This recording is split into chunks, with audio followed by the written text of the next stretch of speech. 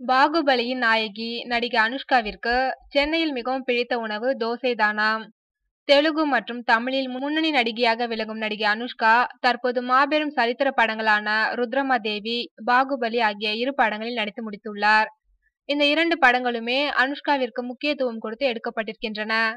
தனது உடலை ஆரோக்கியமாகவும் கட்டுக்கோப்பாகவும் வைத்துக் கொள்வதற்காக அனுஷ்கா தனது உணவு மற்றும் ஆரோக்கியத்தில் அதிக அக்கறை எடுத்துக்கொள்கிறார்.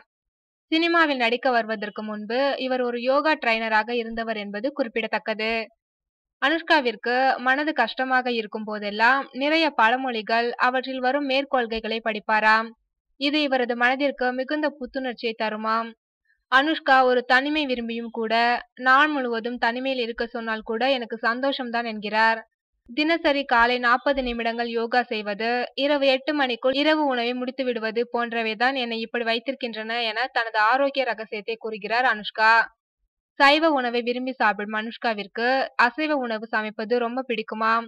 நேரம் கிடைக்கும் போதெல்லாம் பெங்களூர் சென்று விடுவேன். அங்கு நான் சொந்தமாக நடத்தி வரும் ரெஸ்டாரண்டிற்கு சென்று அதனை கவனிக்க ஆரம்பித்து விடுவேன் என்கிறார் அனுஷ்கா.